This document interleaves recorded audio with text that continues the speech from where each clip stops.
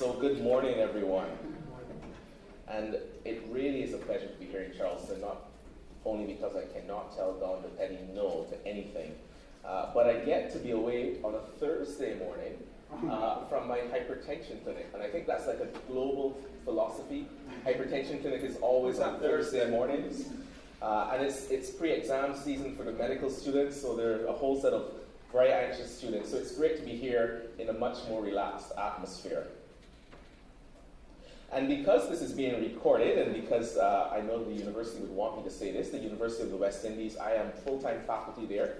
The UWI is currently celebrating or high ranking in the Times Higher Education ranking. We're in the top 5%. So this is an open invitation to the SMA to join us in Barbados and collaborate with the university at your next meeting.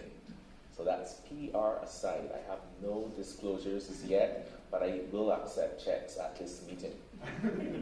So interestingly, one of my mentors, because we're talking a lot about mentors, and one of my mentors in clinical pharmacology said to me, you know, Ken, you have to use a new drug quickly before it stops working. And I actually think that this phenomenon is very accurate to young prescribers and even older prescribers. We tend to think that as drugs get older, the newer ones must work better. And that's certainly the case in hypertension, where the older ones are thought to be, you know, they should never be even prescribed. So here is my disclaimer, and I'm going to put Don Petty on the spot. When I agreed to do this presentation, I thought, okay, the FDA drug list is usually about 30 to 35 drugs a year. I can get through this in an hour. And then I realized that this year the FDA has a bumper list of 48 drugs approved. And more importantly, my presentation is now only half hour. So I did what's going to be known as the Ken Top 15. Now, here are my biases. I have to declare these. So it had to be an FDA-approved drug. If it was first in its class, then I thought it was important for you to hear about it. A novel indication, perhaps, I also thought was important. If it was an impact on an important disease or potentially important disease, then I included it as well. If it was a rare disease, because I know as internists, we like rare diseases as well. I had some fun researching some of these, which some of them we don't even see as internists. It's mainly the child health and pediatric population. But and then if it had really cool pharmacology, then I threw it in there as well, because I thought it was just important to talk about as a clinical pharmacologist. So here is my first one. Any neurologists in the room? Good, so I can say whatever I want to say about neurologists. So fremanezumab is used now for the prevention, or FDA approved for the prevention of migraine. And because I'm afraid of Jennifer, I have to do an audience response. So what percentage of, well, let me say, by show of hands, how many people do you think internationally live with migraine? I'll give you. So is it 10 million, 20 million, 30 million? Is this worldwide? Worldwide. So keep going. 40 million, 50 million. Those are your options. 10, 20, 30, or 40. So 10, 20, 30, 40, 50.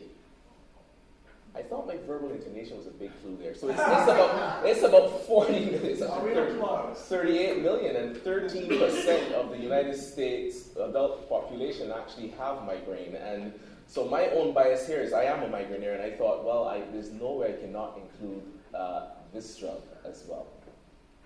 And so the drug is used in the prevention of treatment of migraine in adult patients. And how many of you are still using propranolol for that? Yeah? Propranolol is still the number one recommended by the American College of Physicians for the treatment of migraine, and the US Headache Consortium recommendation as well. This new drug is humanized IgG2 antibody, and it targets the calcitonin gene receptor peptide, which has a major role, as we know, in migraine, the etiology of migraine, or the pathobiology. This compares with the CGRP antagonist, which is a much smaller molecule, and it has a shorter half-life, and fewer side effects than the older molecule. How is it used? It's given subcutaneously. I guess this is the one drawback from it. Of course, it's a subcutaneous injection. And it's really indicated with frequent attacks of migraine. And why I'm going to use this story to illustrate it is you really have to be rigid on your definition of frequent attacks. I saw a patient just, Don DePetti can tell you the Barbados formulary is explosive. It's got every drug on it, and I'm sure you don't have this problem here, but at home we have a Dr. Google problem. So patients Google everything, and they come to you and say, well, there's a new drug for migraine, and I think I have frequent migraines, and I need it. And if you don't write it, then I'm gonna just fly to Miami and get it anyway. So here's this patient who is a 52-year-old university lecturer, so she's a colleague. She says, I've got to get this new drug because it prevents migraine, and I don't want to have another attack. And I finally then convinced her, well, look, your last attack was 5 years ago. And she said, well, that's frequent. I don't want to have another attack. So sometimes it's negotiating with patients, what is frequent, and sticking to that, and actually showing them recommendations as to why they shouldn't just be, drugging up just because it's a new drug before it loses its efficacy. Of course, there are injection site reactions and hypersensitivity reactions as well that can occur with the injection. And in a clinical study that compared, there are 2 clinical trials the FDA used for the drug, which showed significant improvement compared to placebo over. Is this focus or is this my glasses? Okay. Over a period from baseline, month 1, month 2, and month 3. I'm going to try to pull this up on my phone as well.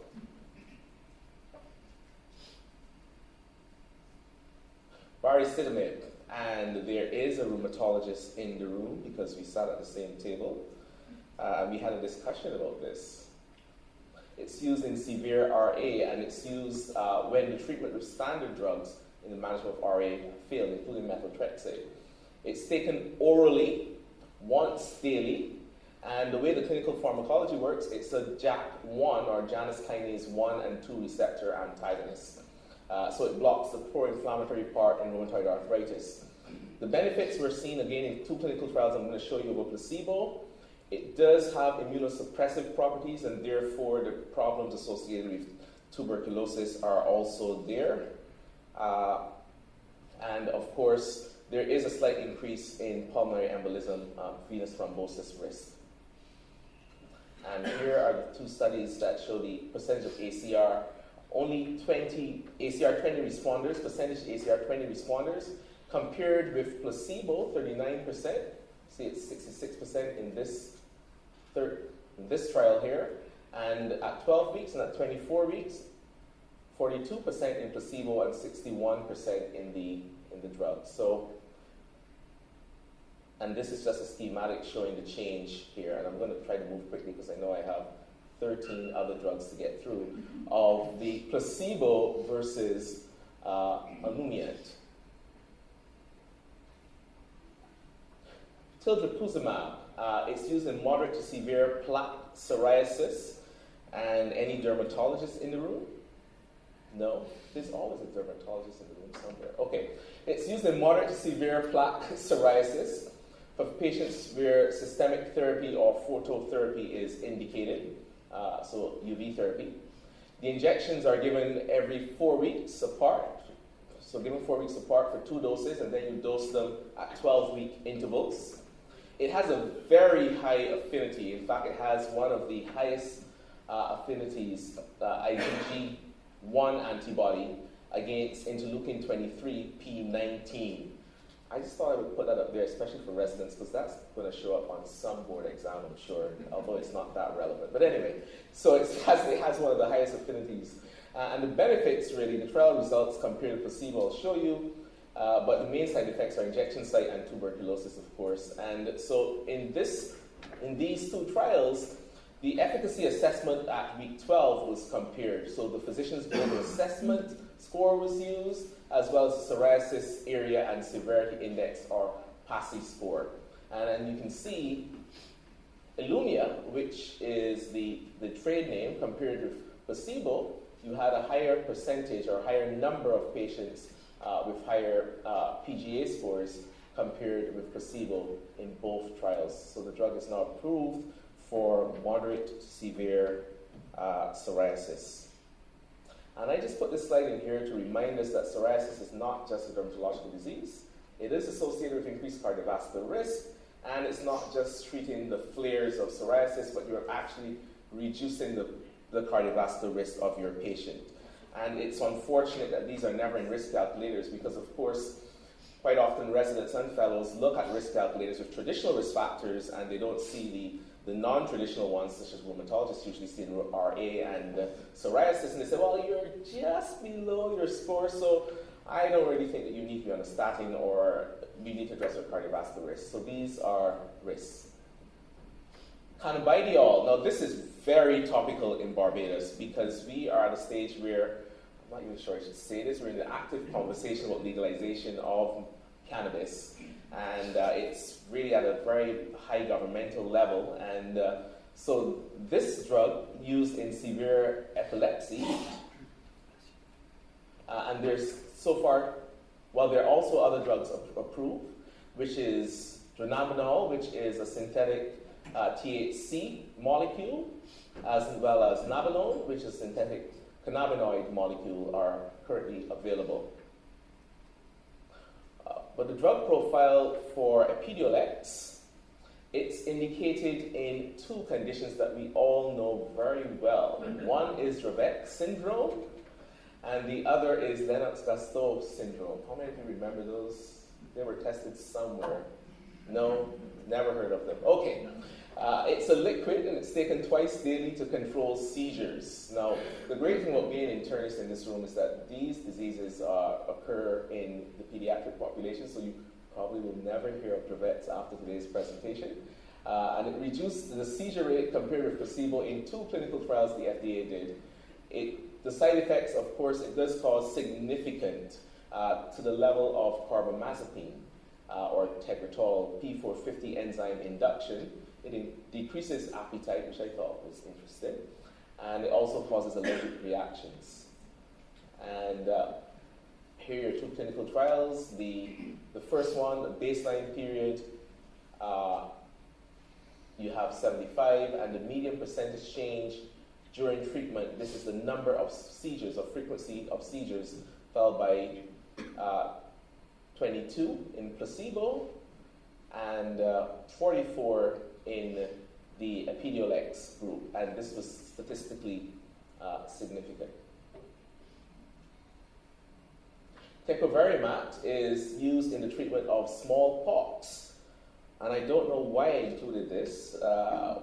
Smallpox, it's been eradicated in the 1970s? I think it was 1967. Well, here's why. In my first visit to the CDC laboratory, they made a big deal about passing the smallpox lab. How many of you have been to the CDC main office?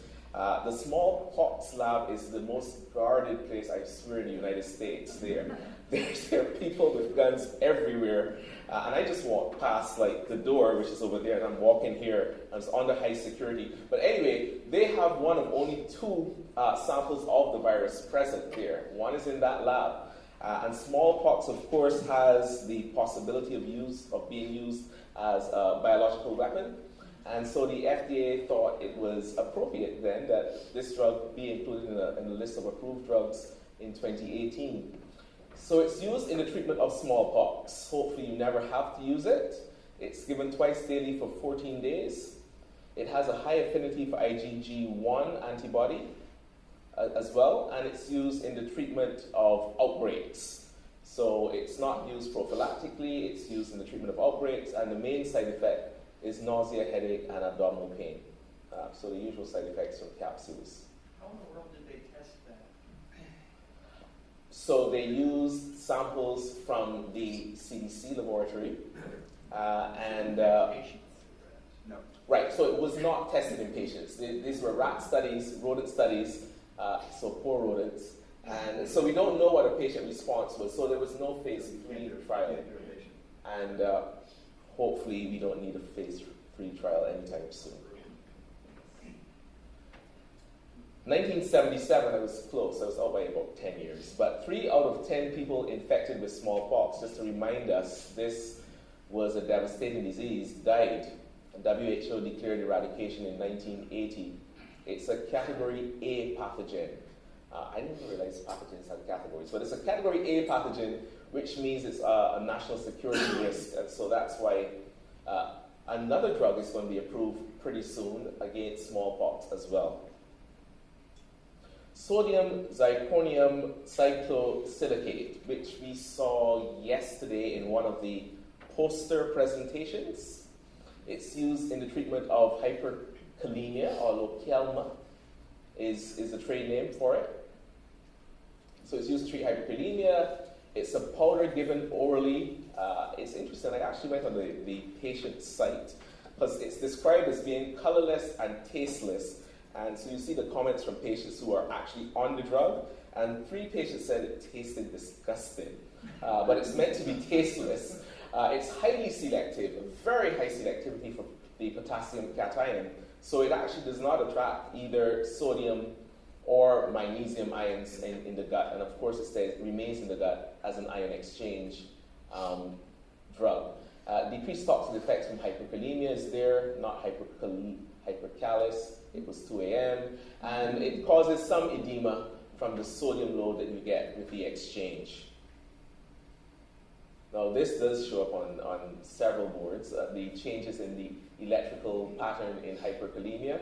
Now, interestingly, so our normogram in Barbados is actually a lot higher than this. So we go up to normal potassium as high as 5.5. Like, no one gets alarmed with a potassium of 5.4. And I think in the Afro-Caribbean group, it's, we tend to have higher potassiums to deal with. And I've actually seen a patient, this was not a hemolyzed sample, with a potassium of 9.4, walking into the dialysis unit, and I looked at him like a ghost because I thought he was a ghost. And, he had a high potassium. So we tend to run higher potassiums. But certainly this drug is an important addition to the treatment of hyperkalemia. And I've just put that in there, but I'll move on. Lusutrombopag is used in thrombocytopenia caused by chronic liver disease. And it's actually only licensed for use in pre-procedures. So patients undergoing any biopsy that requires, or any procedure, then the drug is given just before the procedure.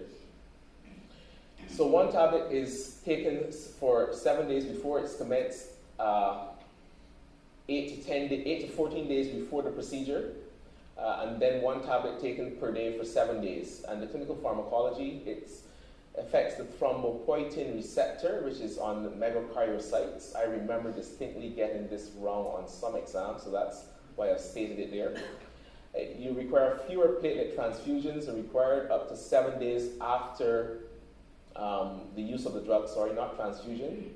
And headaches, of course, the side effects include thrombi formation as well as headaches. And these headaches can be quite severe, actually. Some of the early feedback from the drug is patients have actually complained significantly about the headaches, and they're quite extensive and prolonged duration as well. Stiripentol, used in seizures in Dravet Syndrome, the syndrome that everyone knows extremely well. So it's used to treat Dravet's, and it's given orally as a capsule or powder. There were 2 clinical trials that I'm going to skip ahead of because I really want to tell you about Dravet since none of you know about it. It's a channelopathy associated with a spectrum of inherited disorders. It's actually a sodium channelopathy. It causes irretractable seizures and motor and behavioral delays in kids, so developmental milestones are delayed. And the onset is usually before 12 months of age. There is a pleomorphic seizure type, so there's no real description of the seizure type in Dravet's, but it ranges from focal to generalized, so that's not to indicate that it goes from focal to generalized, but that's the spectrum of presentations that one can have. There's several new drugs, actually there are 4 new drugs for HIV this year. Ibalizumab is one of them, and it's used in limited treatment options for patients who have failed on conventional treatment with HIV. So HIV patients who fail on traditional HIV cocktails as an anti-HIV drug.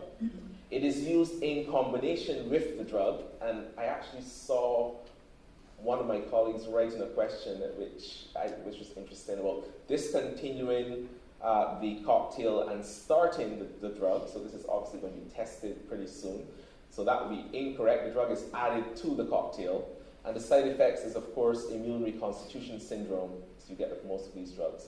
There are only 40 patients in the clinical trial, and they were all not responding to standard treatment, and 83% achieved decrease in viral loads after just 1 week on the drug. So this is a drug to watch, I believe, in HIV medicine for those people who are not responding. Doravirine is another drug used HIV-1 infection in adults.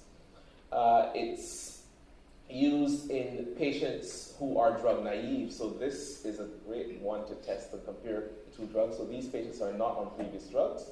It is used in combination with other drugs. It's an NNRTI.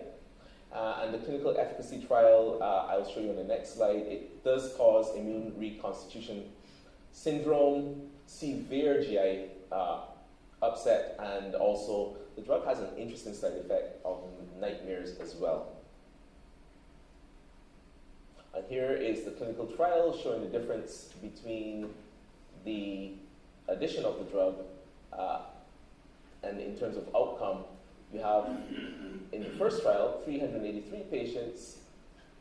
You have HIV-1 RNA copies measured, 84%, trial 1, and a fall to 80%, and the treatment difference, which was actually statistically significant, of 3.9%. And similar readings were actually seen in the second trial. Of course, the problem here is the sample size was extremely small, only 40 patients included. Fosnet-2 pitant and polonesterone, which is used really in vomiting post-chemo as a measure for vomiting post-chemotherapy, as an indication in vomiting post-chemotherapy. The drug is a combination drug, so the two drugs they're combination drugs, and using chemotherapy for vomiting. Chemotherapy with vomiting is given 30 minutes before chemotherapy, with effects for about 24 to 120 hours post-treatment. So I guess the main selling point for this drug is patients being able to be discharged earlier because it has such a long duration of action in terms of its antiemetic effects. Severe anaphylactic reactions have been described, and it does actually cause a very interesting serotonin-like syndrome. I'm going to move through. So this is the one antibiotic I chose because I hate antibiotics, but there was only 2 antibiotics in the group of 48 drugs. It's an antibacterial used in community-acquired pneumonias and acute skin infections. Omadacyclin. Why is that so difficult? It's a tetracycline drug, and it's the 3rd generation of the tetracyclines. It's used in community-acquired pneumonias as well as acute skin infections, and it inhibits protein synthesis like all the tetracyclines do. It's given orally and IV once daily dose. When I read this drug, it almost sounded a lot like the fluoroquinolones. It has a very high bioavailability, almost 100%. And phase 3 trials compared to a fluoroquinolone for community-acquired pneumonia. Do I have this on the slide? Side effects causing nausea and vomiting. Promising. Okay, so we're almost there. Number 3, Talazoparib. It's used in HER2-positive breast cancer. And as you can see from the picture there, it's an oral drug. So these are HER2-positive and BRCA-positive breast cancer, where there's metastatic or local advanced disease present. How is it used? It's a capsule taken once daily. Prolonged progression-free time compared to standard chemotherapy was observed in the drug. It's by Pfizer. It does cause significant bone marrow suppression as well as very significant anorexia. Is this an aromatase inhibitor? inhibitor? It is not an aromatase inhibitor. It has a different mechanism of action. Good. Yeah. Okay, let me just skip through that. Tefenoquine for Plasmodium vivax as a cure for Plasmodium vivax. I didn't really think that this was that important to include in the top 15. The only reason I did it is because I have this love affair with malaria. Having misdiagnosed or missed one of my first cases of malaria in Barbados, because it's not endemic, of who come over from Guyana, where malaria is endemic, and had Plasmodium vivax, so it's special to me. Patients need to be over 16 years. The drug is only approved for patients over 16 years who have acute Plasmodium vivax malaria. A single dose of 2 tablets is given, that's it. And the benefits, you get fewer relapse in chloroquine-treated patients. So these patients are all on chloroquine. Remember, so it's chloroquine plus the drug, and not as an alternative. And I kind of saw that on an evolving MCQ as well. It causes hemolytic anemia as its major side effect, especially in G6PD deficiency, and met hemoglobin and nausea and vomiting as well, which you get with mostly antimalarials. And I've just shown this cycle here, the life cycle. Jennifer, how am I going for time? I am over time, but you're not answering. We started a minute late, so I have 10 minutes. Okay. Lofexidine. Now, I knew this would be important in terms of a topical topic in the United States for non-opioid treatment for opioid withdrawal. But we actually don't have an opioid problem in Barbados. Although I should say we don't have an opioid abuse problem in Barbados, the opposite occurs. Physicians are not adequately prescribing the opioids in severe pain because of the fear of causing an opioid epidemic. So it's the opposite thing occurring. But this is a non-opioid treatment for opioid withdrawal. It decreases symptoms of withdrawal or abrupt cessation. The tablet is given 4 times a day for 7 to 10 days. Actually, there's an extended treatment course of up to 2 weeks. The benefits, you get fewer withdrawal symptoms and completion of a planned treatment period. In a planned treatment period versus placebo. So all these cases, to be on the drug, you actually have to be in planned treatment. It causes bradycardia, it causes significant bradycardia and hypotension. And if you had to choose one electrical abnormality that most drugs might do, what would you choose on the ECG? This drug also does prolong the QT interval and causes, of course, some dizziness and drowsiness from the cardiovascular effects. And the clinical trial with lusutrombopag versus placebo is used in the population of opioid use disorders dependence for 7 days. And the short opiate withdrawal scale, or the Sau-Bossop scale, scores were compared, and this does not project very well, but you can see a decrease in the percentage. You can see in table 1, there was a significant representation of Black and African Americans in the group. 836 patients were enrolled, so it was a fairly large study. And it lowered the Sau scores in lusutrombopag versus placebo, and so the drug was approved for use as a non-opioid treatment for opioid withdrawal. And that's it. Those are my 15 drugs, which I thought were important, not just because the diseases may be important, but I think that they will evolve. Keep an eye on smallpox. It's interesting that there are 3 drugs in the pipeline through the FDA for smallpox and 3 clinical trials, so that's interesting. Okay. Thank you very much.